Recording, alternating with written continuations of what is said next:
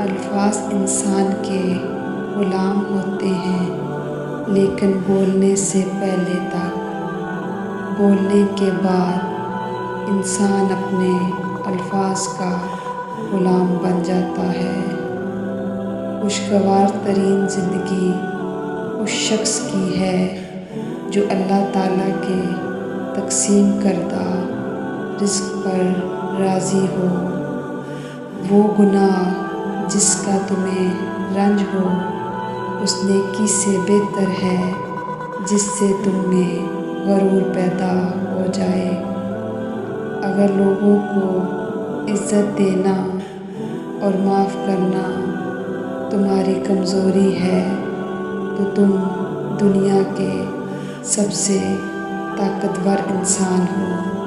حضرت علی علیہ السلام فرماتے ہیں کہ دنیا کے ہر حکمران سے نفرت اس کے ظلم کی وجہ سے کی گئی ہے، جبکہ میں وہ حاکم ہوں جس سے دشمنی اس کے عدل کی وجہ سے کی گئی ہے۔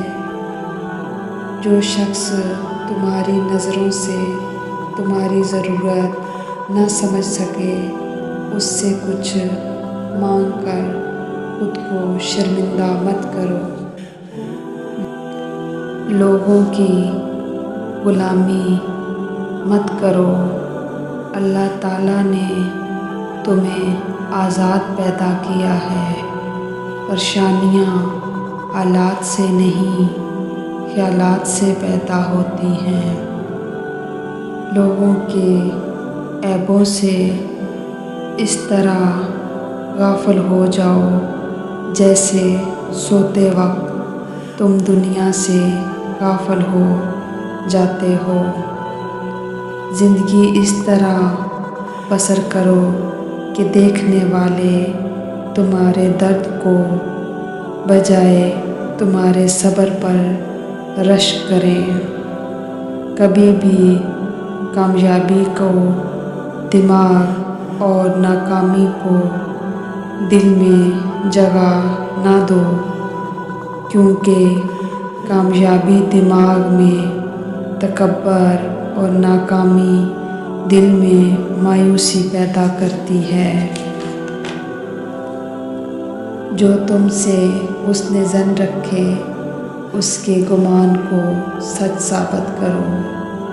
جس جلدی سے موت آ جاتی ہے وہ مہلت کا خواہش مند ہوتا ہے، اور جسے مہلت زندگی دی گئی ہے وہ ٹال مٹول میں پڑا رہتا ہے۔ مولا علی علیہ السلام فرماتے ہیں 3 قسم کے تمہارے دوست ہیں اور 3 قسم کے دشمن۔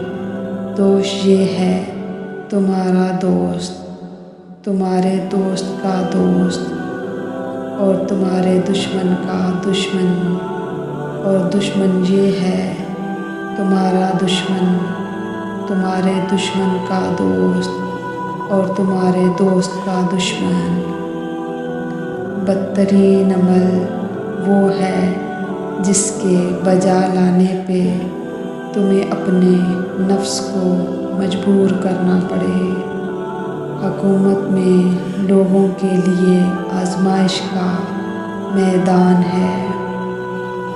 جس کی نظر میں خود اپنے نفس کی عزت ہوگی وہ اپنے نفسانی خواہشات کو بے وقت سمجھتا ہے۔